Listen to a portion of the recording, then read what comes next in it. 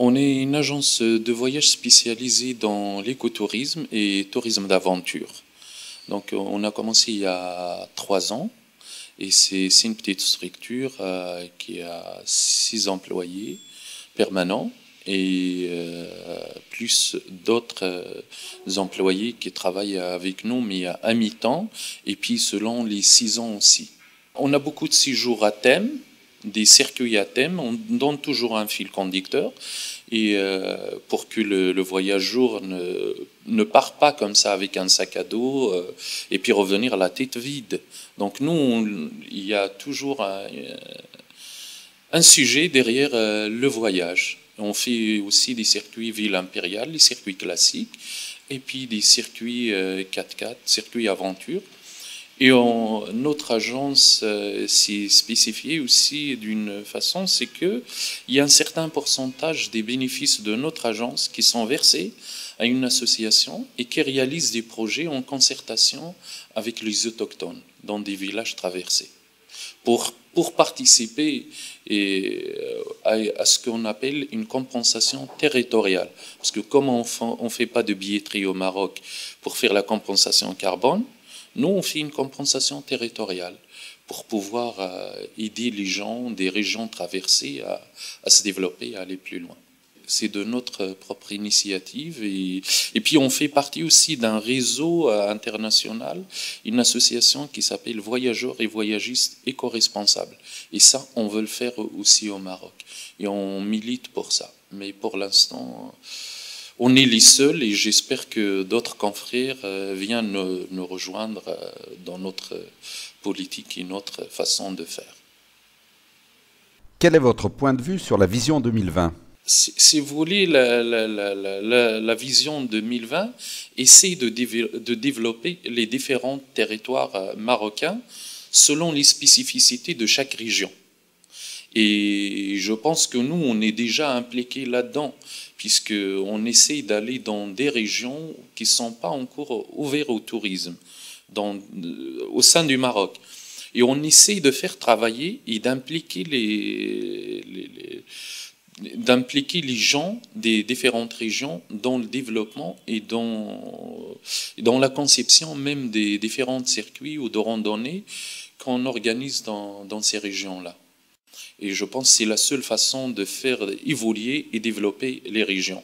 Mais il faut qu'il y ait là aussi l'avis des autochtones et des professionnels de différentes régions. Parce que c'est eux qui connaissent bien leur territoire. Et c'est eux qui vont mettre en valeur les différents produits des terroirs des différentes régions. La Sédagougil, en tant qu'agent de voyage, avez-vous des attentes ou des besoins particuliers ? Ah oui, il y a toujours des besoins, mais ce que je demande, moi, c'est qu'on soit bien structuré et que le tourisme, c'est en général tourisme d'aventure ou tourisme rural, soit beaucoup mieux et beaucoup plus structuré avec des lois qui cadrent tout ça pour que ça ne déborde pas. C'est vrai, en ce moment, il y a un peu de tout, ce qui permet de faire rentrer les devises, mais d'un côté, c'est une perte pour l'État et aussi c'est une perte pour les gens parce qu'il y a d'autres qui exploitent les petits. Les grands exploitent toujours les petits. Et je pense que le secteur est beaucoup mieux structuré, on ne va pas les exploiter. Au contraire, on va essayer de les intégrer et de les déclarer pour qu'ils aient aussi leur sécurité sociale, des assurances, ce qui permettra à ces gens de rester dans les régions où ils travaillent et ce qui limitera l'exode rural. Ça, c'est entre autres parmi les objectifs.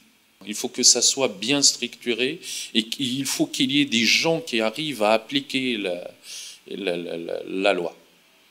En tant que professionnel, êtes-vous suffisamment informé sur ces grandes orientations qui vont bouleverser tous les secteurs du tourisme ? Moi, j'ai lu un petit peu, puis j'ai écouté les infos, c'est la seule ressource de l'information pour moi. Sinon, par rapport à notre secteur, au niveau de l'association des agences de voyage, des CRT, l'information ne va pas jusqu'au bout. Et on demande à ce qu'il y ait information et à ce qu'il y ait l'implication de tous les professionnels là-dedans. Et dommage que, par exemple, les différentes assises qui venaient de passer, on n'était pas informé du tout. On n'est pas au courant de ça. C'est dommage. Vous regrettez donc ce manque de communication et de concertation? Exactement, pour que chacun puisse donner son avis.